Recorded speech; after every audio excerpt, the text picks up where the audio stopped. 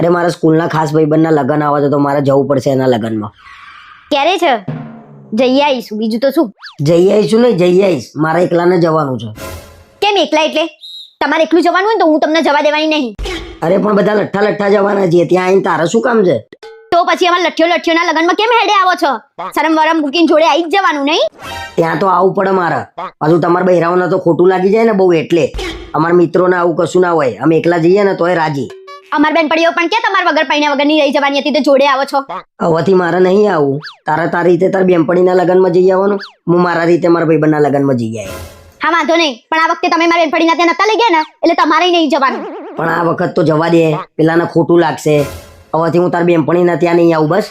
ભલે ને ખોટું લાગે ને, તમારે મારા જોડે સંબંધ વધારે છે કે ત્યાં, અને મારા બેનપણીના ત્યાં જવાનું થાય ને તો તમારે ગેટ સુધી તો મૂકવા આવવું જ પડશે. આને તો જબરી સજા આપી, જમવાની ડીશ લેવાની પણ જમવાનું નહીં.